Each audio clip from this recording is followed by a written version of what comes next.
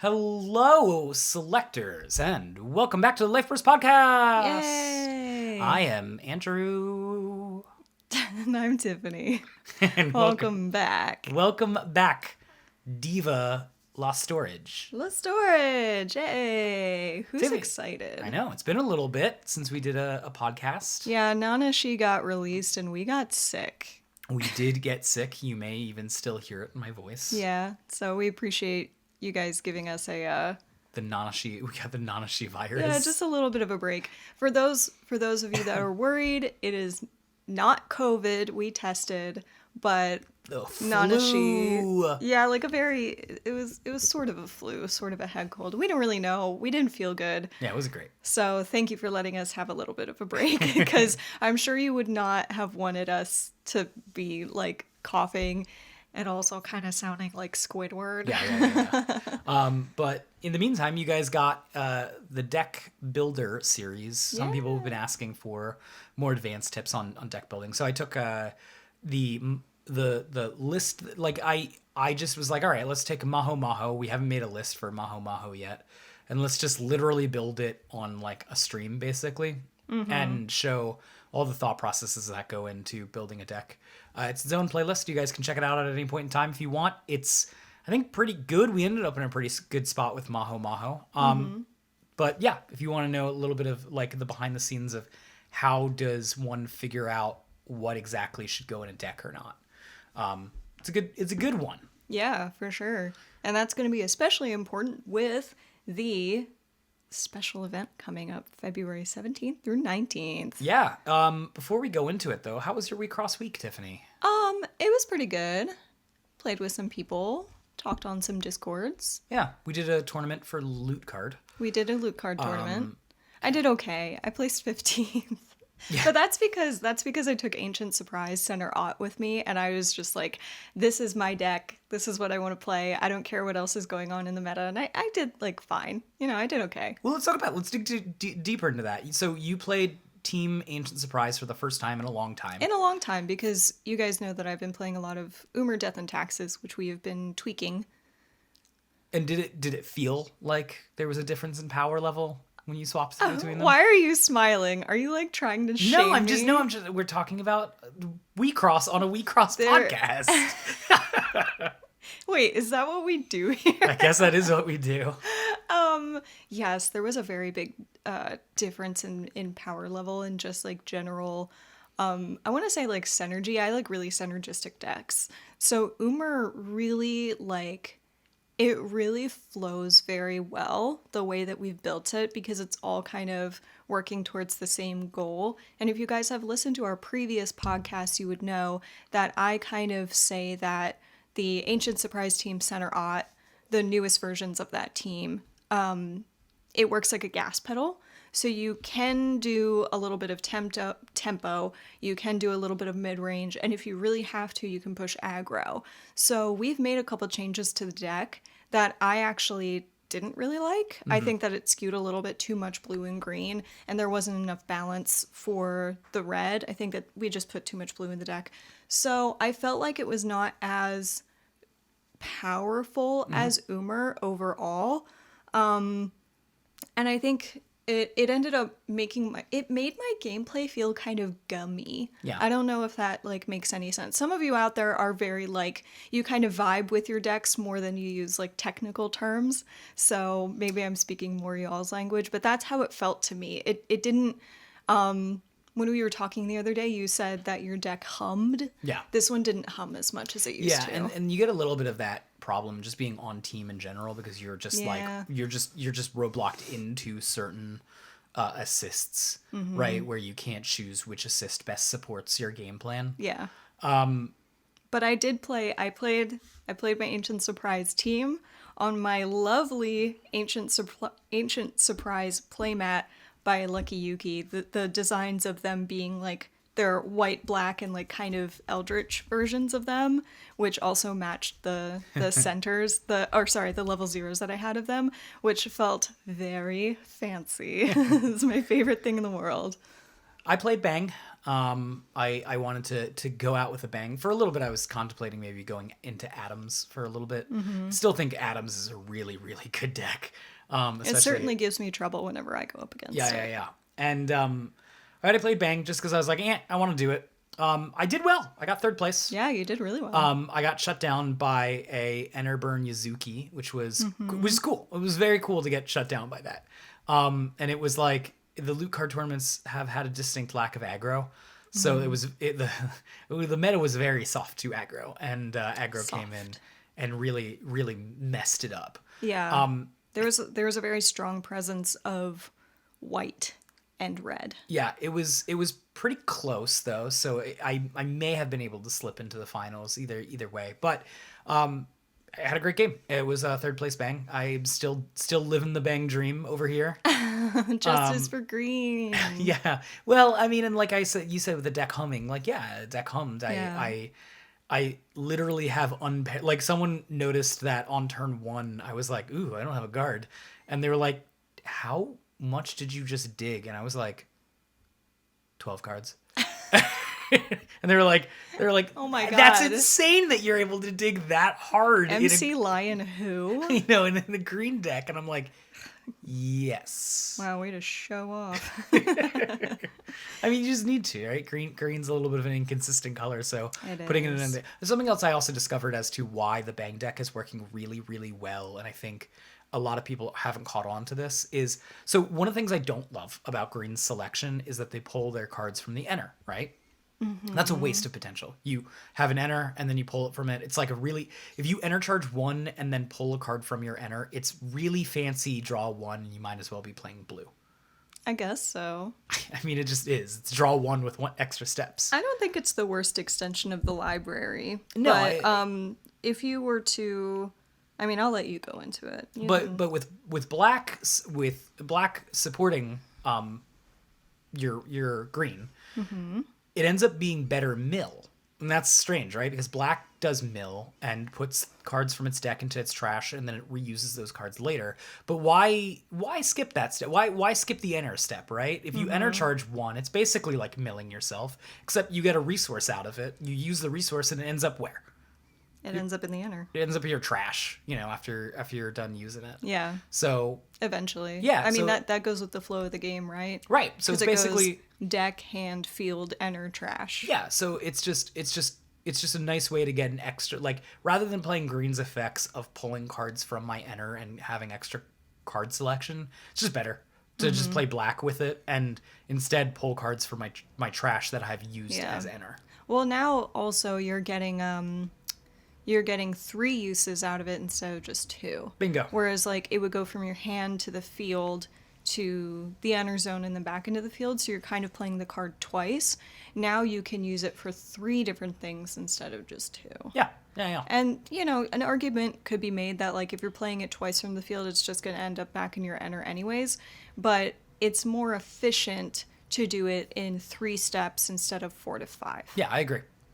So the pre-release is coming out. This is Woohoo! Interesting and crazy. 1 Certainly year later, something different than they've done before. Yeah, and it's got different rules to it too. Yeah. So the pre-release, if you guys don't know, is February 17th through 19th. Mm-hmm. Check your local Wixoss store. As long as your store has bought Lost Storage supplies, right? Mm-hmm. Then they can request that their stuff be sent a week early, mm-hmm. and then they'll also get pre-release kits. So let's go into that. What kind of event is this? It's a pre-release. Yeah, but it's also a sealed event. Oh, it is a sealed event. What does that mean?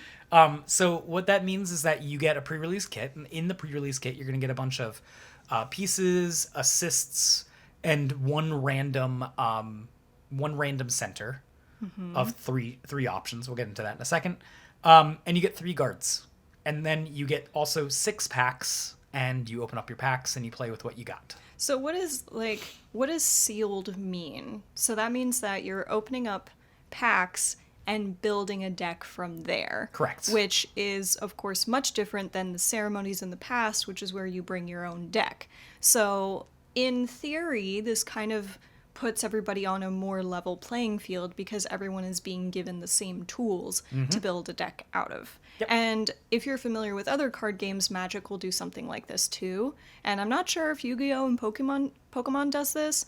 Sound off in the comments if you've played sealed events for those games as well. But this is the first time, at least in the North America circuit, that we're seeing a sealed event. I think this is the first time we're seeing a sealed event in Wixoss, to be honest with you. Ooh. Wait, even from Japan? I think so. Oh, experimental. No one seemed to know what the deck construction rules were going to be before they got announced. I'm gonna have to sneeze. Sorry, y'all. It's coming up. I'm giving you fair warning. Just think about it. It'll go away. And then you'll be sad that you never sneezed. So our deck construction rules are, there's 3. It's basically all the same rules as Wecross, right? But the deck construction rules are slightly different. The first one is that what?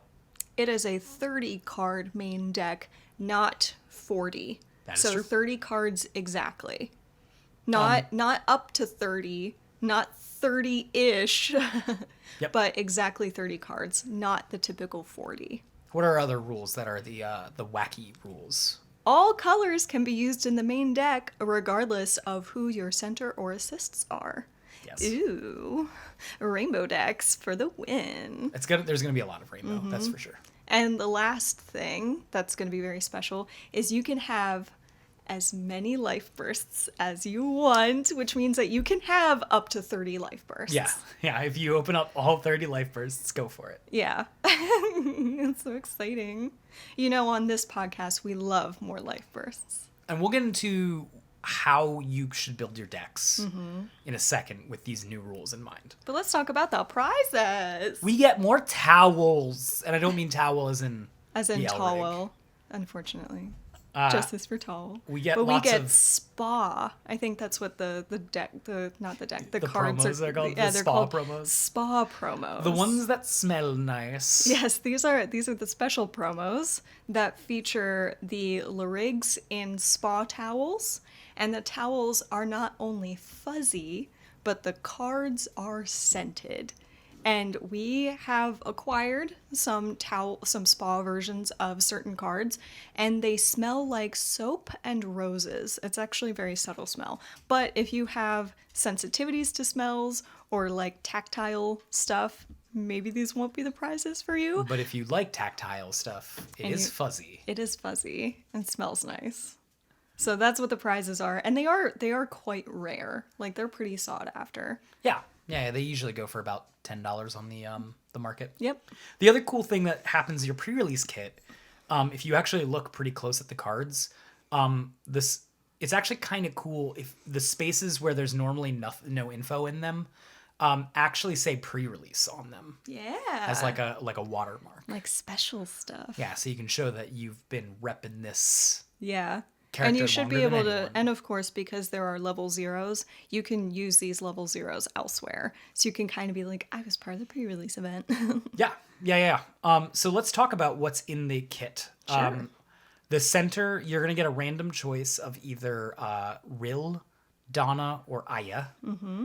You're going to get 3 so that's guards. red, white, or blue. Right. America. And maybe France. Do you think or Great Britain. It would be kind or of funny Australia. if they did that on purpose. If they were like, let's give them the American colors. I know Maho is also in the set. But who cares about her? Canada is also part of North America. Canada. Though the Canada gets red and white. Yeah. And then the blue because they have an ocean near them. Sure. I'm doing it. Shout out to the Canadian selectors if you're out there. You get 3 guards and you get 2 pieces. All right. Now, why do you think we only get 3 guards? Is that because it's a 30 card deck? I assume so. Like the difference between a 40 card and 3. If you open up a guard, you should throw the extra guard in there. Remember the deck construction rules still apply for max. Except for the few that we have outlined for you. Well, the few changes, like it's a 30 card deck, you can use any color and you can have up to 30 life bursts. But if you open up a guard, you should probably throw the 4th guard in there. Right, but if you open up a 5th guard, you can't play it because it's still normal deck construction rules there. Yeah. And then guards are good. I would say have all 4 of them in there if you possibly could, but 3 guards is the I think it's also good because, like, I don't know, what if you're the crazy person, you open up 3 guards in your packs and they didn't provide guards? Like, you are way more higher chance at winning because of that race. There's also your pieces. Your pieces are colorless. They're Burning Curiosity and Chime of the Blessed Key. That's pretty nice. Those are 2 popular cards, actually. Yeah, those are two just very good baseline cards, right? I like that they give us 2 pieces instead of the 1 that came with the starter deck, so it's nice that those are just being provided for us. Yeah, and I mean, like, look, Burning Curiosity is actually got a pretty good price tag on it. Like, it's not the most expensive. I think it's only like $5. But the fact that it's borderline, you can basically use it in any deck, is good after this event, anyways. But upside, it's just literally colorless removal. I think it's great for a sealed event. Honestly, Burning Curiosity is a very good piece, or at least I get a lot of use out of it. It's nice removal. And then you get a little bit of hand fixing with Chime, isn't that right? Yeah, and also Burning Curiosity has Exceed cost into it, so you don't have to worry about finding Exceed stuff in your main deck if it's not there. Yeah, and the Exceed cost, in my opinion, is worth it for that piece. If you have nothing else that's a priority Exceed. Yeah, and Chime is good. Chime puts you up 1 card, so it's always like a little bit of card advantage. Again, they're both colorless too, which I think is kind of important in this event because it's going to be tough to fit all of the colors you want in a deck. Yeah, and we'll get to that a little bit later. But let's jump into the centers. Sure. So we have Rill, we have Donna, and we have Aya. Yes. Right? And you're not going to be able to choose which one you get. So you should be aware of what all of them do. You get what you get, really. Yeah. But what I think is important is to recognize that Aya has a removal on it, so you deal a damage with Aya. And Rill also has that. So you'll be able to open another lane with that as well. Donna is the only one who doesn't really affect the board. Donna gives Shadow, which is cool, I suppose, but not like it's not something I would highly value. So I think Rill and Aya are probably the 2 best. If I had to really give one credit where credit's due, I think maybe Aya is probably better than Rill. I probably would rank them Aya, Rill, and then Donna in that order. But again, I also think it's going to come down to what you have in your main deck and how you construct your main deck, as well as what you have in your assist line.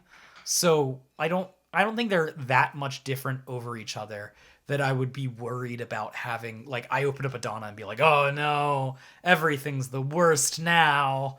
I think they're all perfectly acceptable with each other. But the assist line, however, I don't think is created equal. Uh-oh.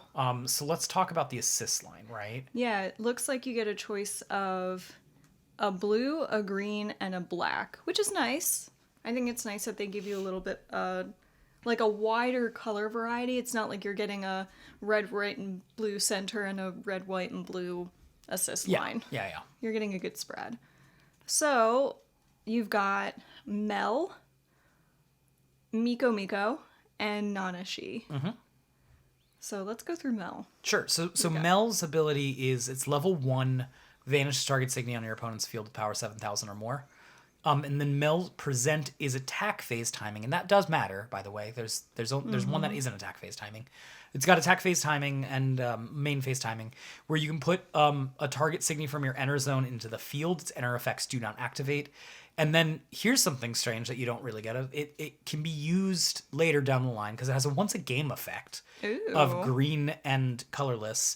And if you do, target Signy on your field gains Lancer. We love on-demand Lancer for green. And so here's the thing that is a good thing with Mel. It affects the field. Both things affects the field, right? Which on attack phase timing is much preferred. Yeah, so Mel Burst opens a lane. That's great. Mel Present saves you a damage from an open lane by filling that lane. And then later down the line gives you Lancer, which deals damage, right? So it's pretty good. I will say it has a green cost in it. And your enter might be at a premium for this event. So, just know that you're going to need an end investment of green in order to play this assist. Even though the grow cost is 0, like you will want to get eventually that additional once a game. Right. And to further it, like just to be clear here with these assist lines, if you open up the other assists that go in this chain, you can swap them out if you want. So there's like, Yeah, for you example, can use whatever you open. yeah. So for example, Open. good joke. So for example, if you get Mel Invisible, arguably it's better because it's a 3-lane closure. But this is a good one too, right? These are the ones that you're guaranteed to get over. And we're not going to really talk about the cards that you could open just because... Yeah, that's completely random. Yeah. I mean, that's like talking about Schrodinger's cat. Right. So, and also next week, we're going to go over the top 10 best cards in this set. And everything that I'm going to say there applies here. So make sure you subscribe and come back next week for our next podcast. Yeah. The next one is... Miko. What's Miko do? Let's see. Her first one is Miku Gachan. It is a main phase, grow cost of 0, enter, put target level 1 Signy on your opponent's field onto the bottom of its owner's deck. Pretty good. Blue removal. Yeah. Not bad for main phase timing. Opens up a lane so you can swing through. And then level 2 is Miko. Oh, give me a minute. Zubashan. Please feel free to correct me in the comments down below. I'm glad I chose the one that's burst and present, and it was like, here you go. You always pass off the harder to pronounce ones to me. So this level 2 is a grow cost of 3, has main phase and attack phase timing. 2 enter abilities. The first enter ability is put target Signy on your opponent's field onto the bottom of owner's deck. Not bad. Enter, discard 3 cards, look at your opponent's hand, and choose a card your opponent discards. Honestly, how do you feel about that? For you to discard 3 cards to essentially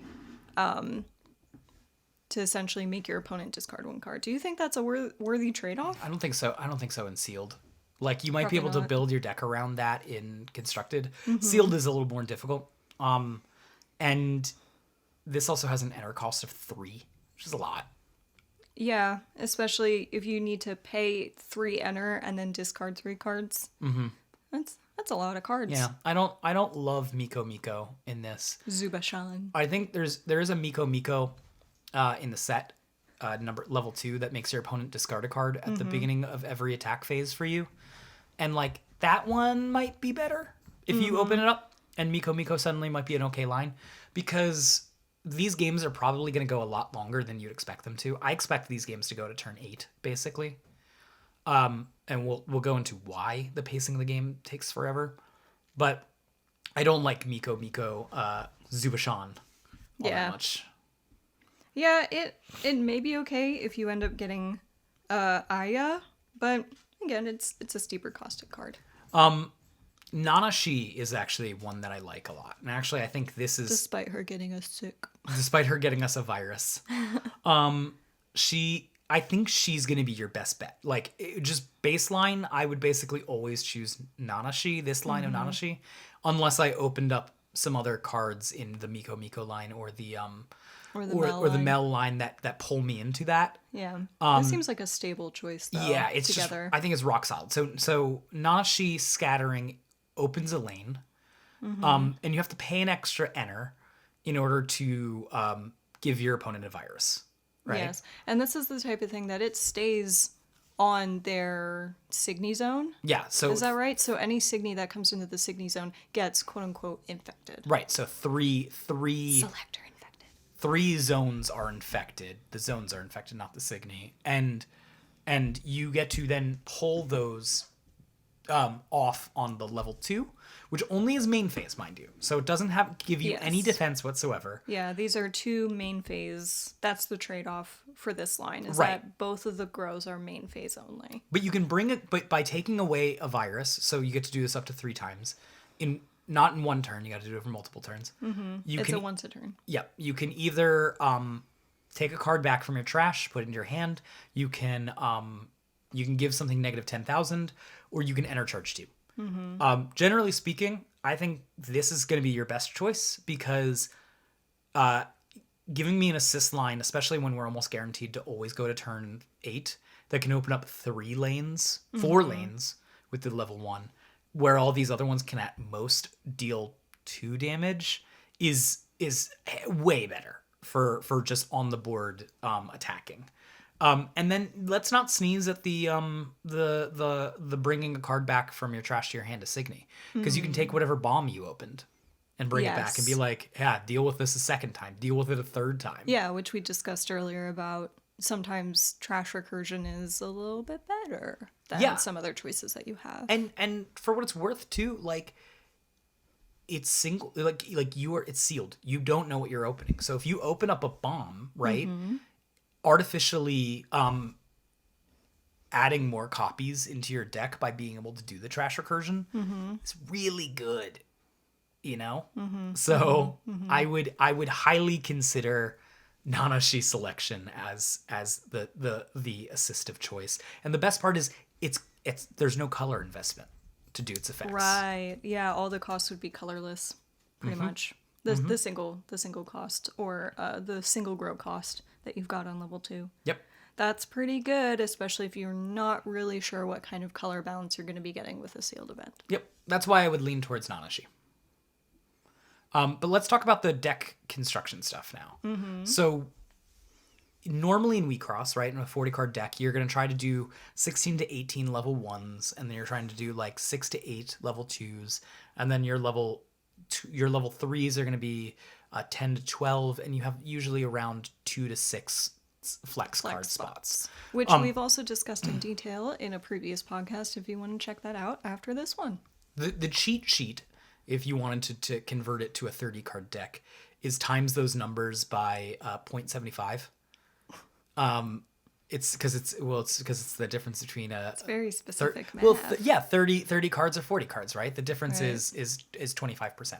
So if you do the math there, you get a certain number. I've changed some of the numbers that you're seeing on screen right now to be, you're wanting to have at least 10 level 1s, 6 level 2s, 11 level 3s, and then your flex is 3.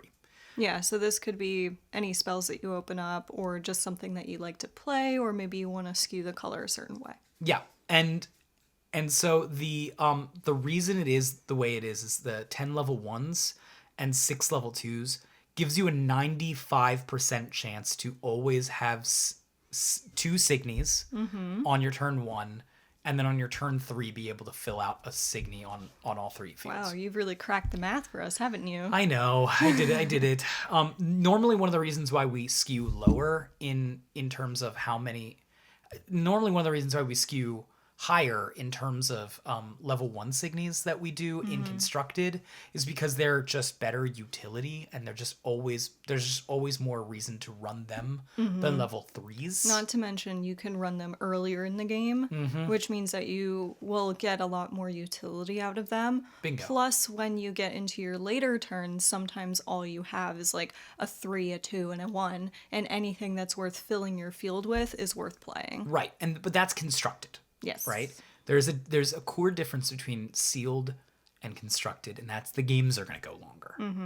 Oh, yeah. Well, especially in our meta, that's just always how people have been playing for like the past 2 sets. You're going to get longer games. And not only that, but like if you played sealed Magic, you'll know that the games go longer because you have less control over what's in the deck.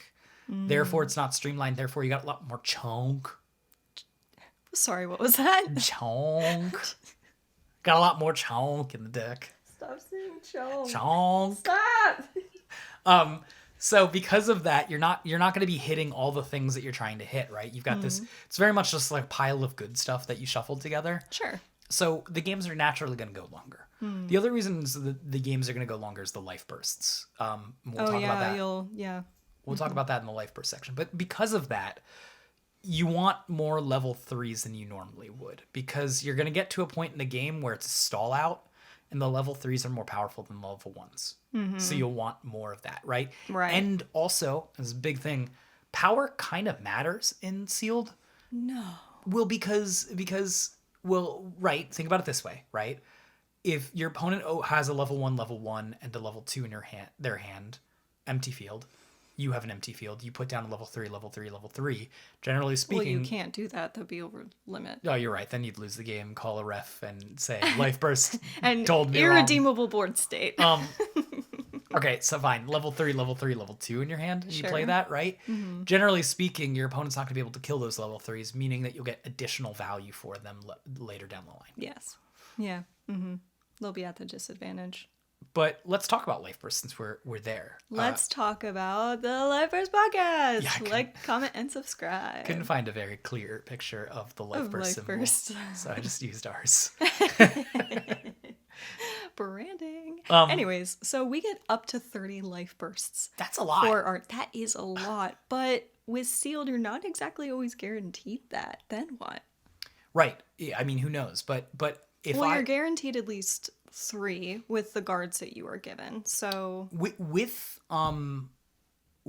the idea that we can have up to a full deck of life bursts, I'm now suddenly looking a little bit more harder at cards that have life burst on them than I am with cards that don't have life burst on them. I mean, if you can guarantee 7 life bursts just off the bat, you can play a lot more confidently with a not so finely tuned deck. Yeah, and that might be worth it. And I'm looking at life bursts that I wouldn't normally look at, right? The draw 2 life bursts, sure, looking at them now, right?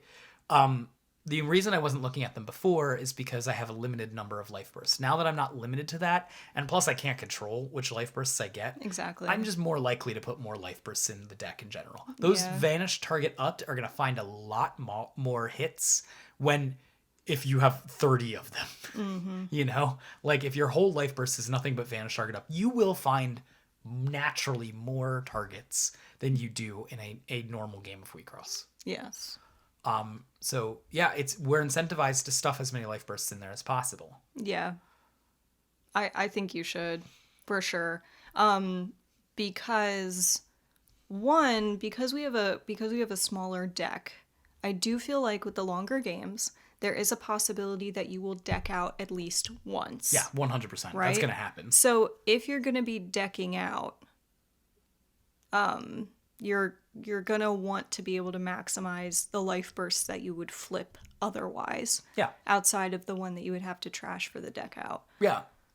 That's my opinion. Also, I wanted to ask for a little clarification really quick for the selectors out there. So with deck construction, you're not constrained to the colors of your Lyrig deck, but you still have to pay according to the colors of your cost, correct? Correct. So if you have a center blue Lyrig, Yes. you still have to pay the grows in blue. Correct. And or if you have cards that have like a cost associated with them, like if you had to pay like a red or a green or whatever, they still have to be paid in those colors. 100% correct. So just wanted to clarify that as you guys are thinking about your deck construction. Right. Do you want to go into the next slide? We've got the numbers that are enter needs. Look right. at that fancy graph. When we talked, I converted this from the last time we talked, which was we talked about color balance and how many cards of that color you're looking to have in order to do it. And this would be deck curve, correct? This would be the curve. No, of your curve enter? is curve. Well, yes, kind of, but it is the amount of cards you need in your deck in order to function. So Right. the real basic one that you're going to want to This is your hit. enter budget. No, yeah, you're right. This is the one that you're going to want to hit no matter what, right? Is you need 3 enter to fully grow. And so that means you're going to need 12 of your main color. Whatever you want to do outside of that, I don't care. But you need 12 of your main color, right? That's almost half your deck. Yes. You might not hit that with what you open. Yeah, we're talking about like best case scenarios here because there's no way that we can predict what everyone will open. So we're just giving you guys best case scenarios. This is what you should be shooting for. Right.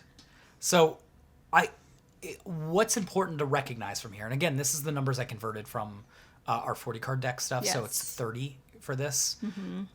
Is that if you are looking to do like Donna, you're going to need 12 white cards in that deck to make it function. You can count the guards.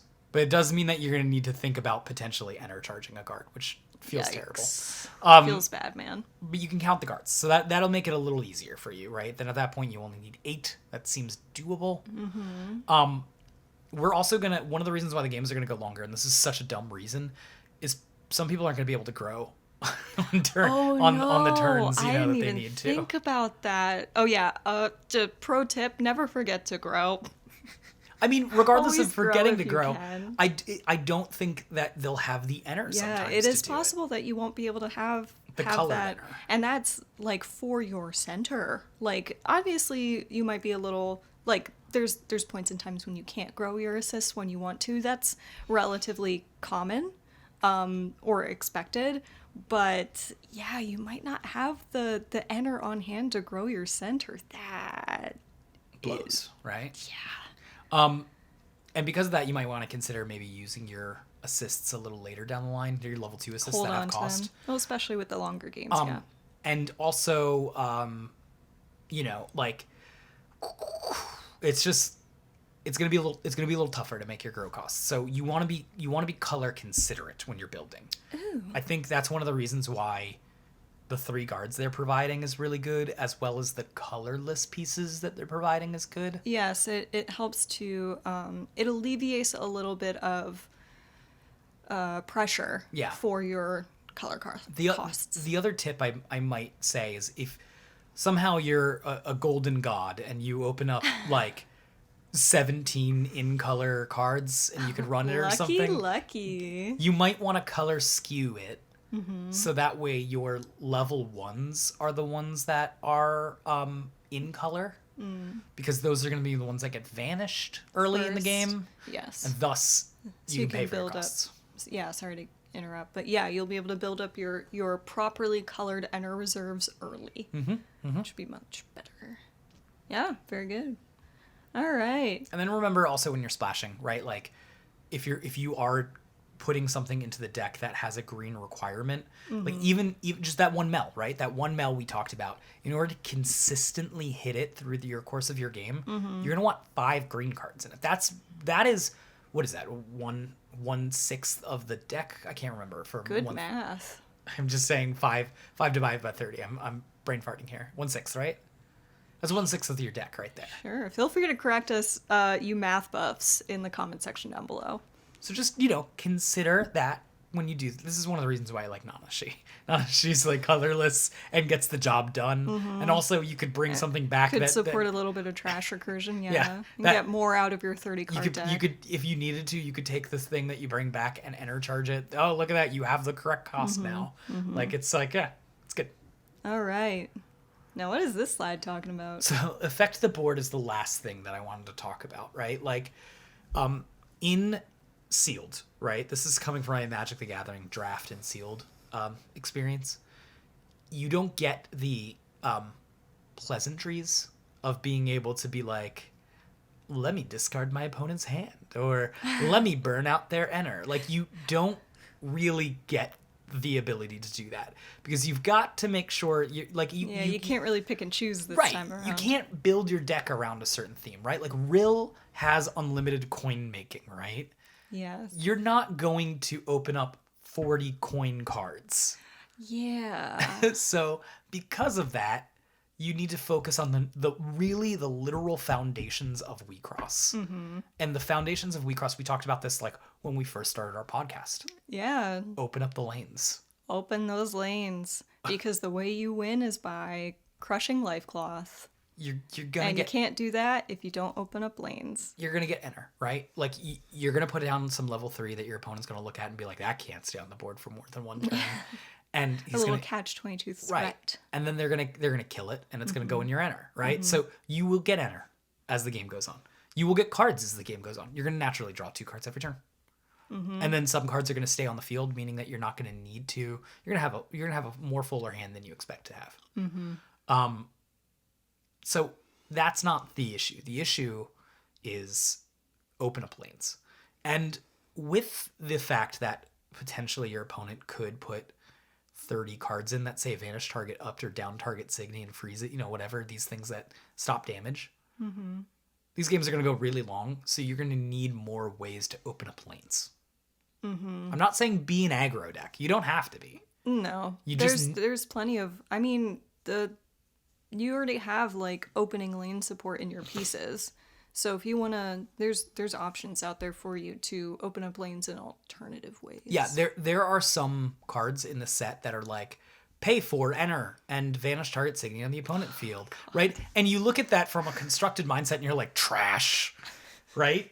If I open up that card, I'm going to be such a steep cost. I know, but if I open up that card in sealed, I'm going to be over the moon excited to play it. Just for the removal? Yeah, just for having another card that can do damage. What would be your suggested assists to go with her? Nanashi. And we know you like Nanashi. What else? Nanashi. So do Probably you think Nanashi and Miko Miko? No, Mill. No. Oh, you think you should go Mel for a 3-color deck? Well, it wouldn't be 3-colored because it's any color you want it to be because of the weird deck construction rules. Oh yeah. And also Nanashi is colorless. Yeah, I guess it really doesn't matter. Sure. Okay. So if you were to pull an Aya, our suggested Larig would be Mel and Nanashi. Yeah, you're going to see me repeat that same answer for all 3 of them. Just Mel and Nanashi. Like, don't touch Miko Miko unless you open up alternative cards. Yeah, I think I would touch Miko Miko if I opened up Miko Miko Bye Bye. And that's it. Bye Bye. That's it. All right. Well, there you have it. I thought that was going to be a longer discussion. No. I think it's super easy. Because it's a once per game on the Mel present. I think you can kind of wait around for your green to show up and then be like, oh, here it is. Yeah, technically you get a little bit of better timing overall because not only is it main phase and attack phase, but you'll get your enter and then you can hold off on the other ability because it's a once a game. Yeah. As long as it's still on your field, which honestly, yeah, sure. I like that. There is a super, super, super niche case scenario for Miko Miko because it bottoms the Signy where you could potentially color screw your opponent for a turn. Yeah, that's true. Well, you can stop a grow maybe. Right. But every deck technically has access to that because they've got access to Burning Curiosity. And you can just exceed. Guys, I would 100%. Well, that's if they open Burning Curiosity. Well, no. That's guaranteed in the Oh, sorry. Game. I was thinking of something else. So yes. I mean, guys, and just be clear here, guys. 100% of the time I have Burning Curiosity in my thing. I probably will have Burning Curiosity in my main deck no matter what pieces I open. I am actively looking to exceed 4 early to basically just look at be like, oh, you want to grow to your level 2 and you only have 2 whites in there. Bye bye. Yeah, now you're only gonna have 2 whites. Yeah, get rid of this. Sure. You only get 1 white. Strand you on level 1 for a little longer. Yeah, it's gonna be a really exciting event. You're gonna see so much. There's gonna be so much variety in everything, which of course is the spice of Wixoss. Absolutely, one of the reasons I love sealed games in general and draft in general. Back when I played Magic and Hearthstone to an extent, is you play cards that you don't normally play. Yeah, and you also get to appreciate card mechanics that you wouldn't normally when the power level gets higher. So this is this is going to be a challenge and it's really gonna show who the best of the selectors are. Yeah, I don't think Donna is competitively very good, right? Yeah. But she might be pretty good here because she can get you back your bombs because she has a trash recursion effect. Right? And this is going to be one of the times where you can be like, I dominated with Donna. And then when you go into competitive... You Donna-nated. You got there. Sorry, y'all. You're going to go and be like, this will be a fond memory for you because you'll go back and be like, yeah, I'm never going to be competitive with Donna again. But that one time was great. Yeah. You know? Yeah. Yeah, this should be a lot of fun. The prizes seem really fun and cool as well. And overall, I think it's going to be a good time. It might be worth the selectors out there. It might be worth your while to go ahead and get very, very, very familiar with the different assist lines for these 3 assists that you'll be getting. Because sometimes we can't always predict what assists people will be playing, but because we have a limited selection, you will be able to better prepare for what your opponents are going to be doing, especially because everybody's running the same pieces as well. So do a little studying. Yeah. Good luck, guys. Hope you open up some crazy bombs. Yes, and as always, may you flip 30 life bursts. 30 life bursts.